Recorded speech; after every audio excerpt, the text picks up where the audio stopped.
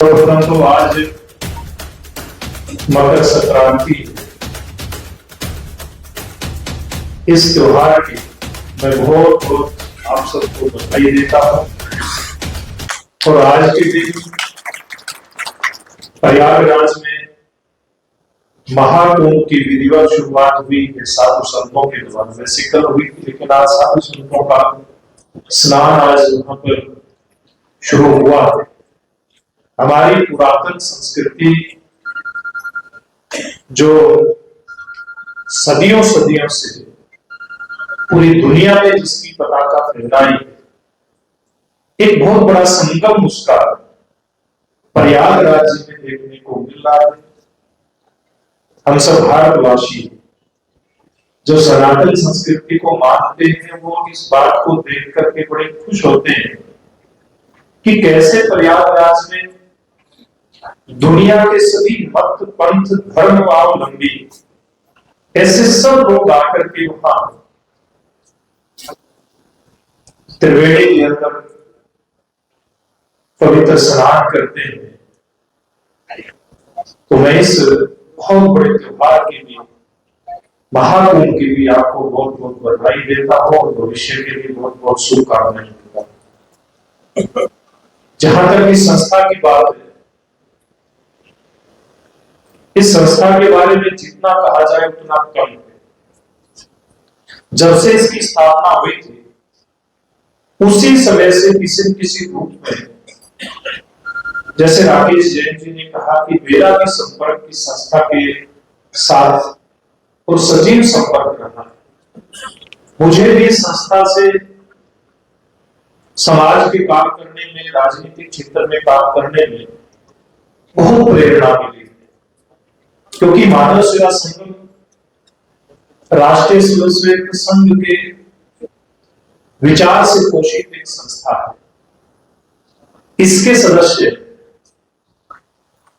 इस प्रकार के काम करते हैं जिनकी चर्चा करें तो बहुत लंबी हो जाएगी। जैसे यहाँ पर कितना बड़ा हॉस्पिटल राजपुर शहर के अंदर बन करके तैयार हुआ, जनता के प्रति समर्पित है।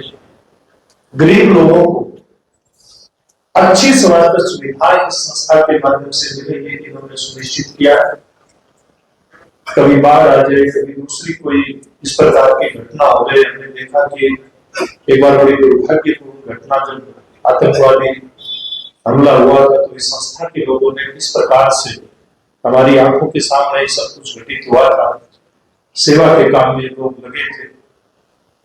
कभी किसी जरूरतमंद को खून की जरूरत हो या अन्य कोई इस प्रकार की सेवा का कार्य हो, उसके अंदर इस संस्था के लोग बहुत मन के साथ करते हैं, जिसकी कल्पना नहीं की जा सकती।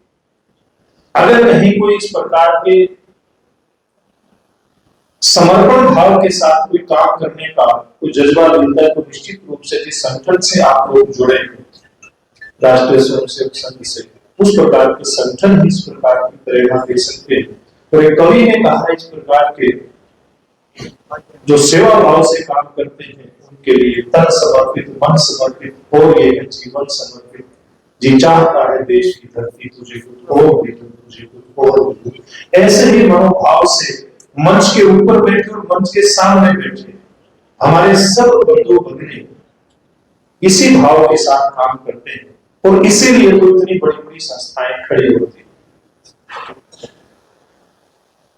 मैं तो आज के इस अवसर पर, जैसे हमारे अध्यक्ष जी कह रहे थे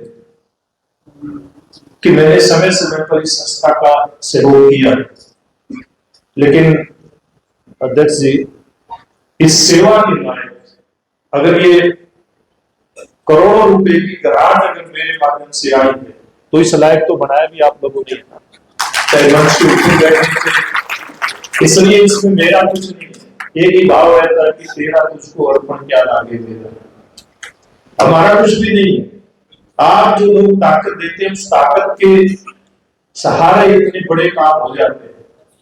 और ये बड़ी बड़ी ग्रांट लेकर के आने की जो एक प्रेरणा, और इतना बड़ा कभी काम हो सकता है, ये भी आप लोगों के कारण से संभव हुआ है।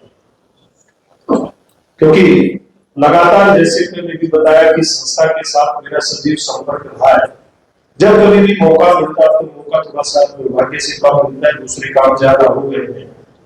मैं चाहे भोगा मेरी वाला आपका कार्यालय था या यहाँ पर हॉस्पिटल शुरू होने की बात थी, हर समय मेरा प्रयास था किसी न किसी रूप में आप लोगों से मिल करके कुछ नया करने की प्रेरणा लेकर के यहाँ से जाए। और मेरा वो भी सौभाग्य है कि जब आदरणीय साहब सिंह वर्मा जी जब मुख्यमंत्री थे दिल्ली प्रदेश के, इसी प्रांगण में बाहर एक कार्यक्रम हुआ था, उस कार्यक्रम में भी मुझे रहने का अवसर मिला था।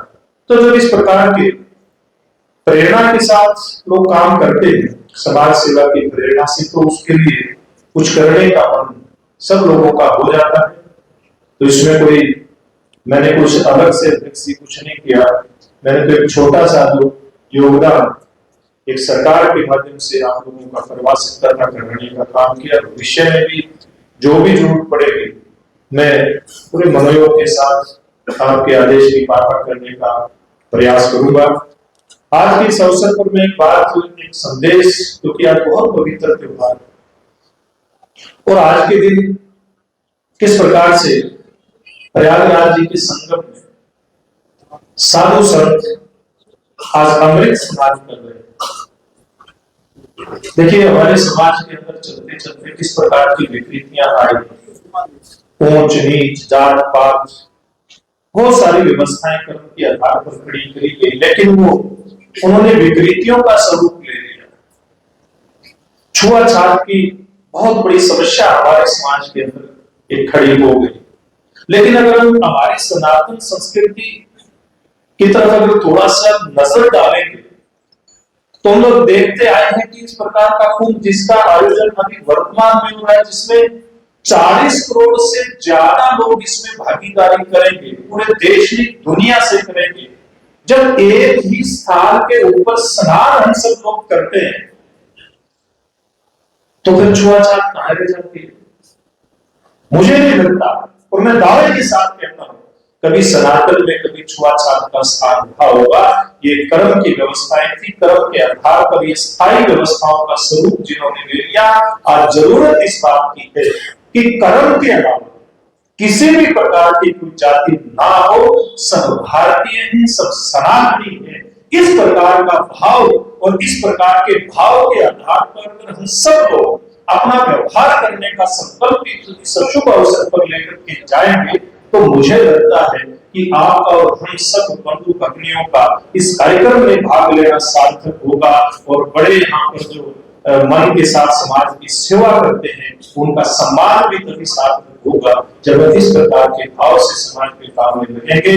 मैं अंत में फिर ज्यादा ना कहता हुआ आप सब लोगों को आज अध्यक्ष इशारा कर रहे हैं, लेकिन हर चीज की एक लिमिट होती है, उस लिमिट के आधार पर ही मैं कुछ कर पाऊंगा। तो आज के इस शुभ अवसर पर मैं सरकारी कोष से, मेरा कुछ नहीं है, वो सरकारी कोष आपका है, 11 लाख रुपए देने की मैं यहाँ पे घोषणा करता हूँ।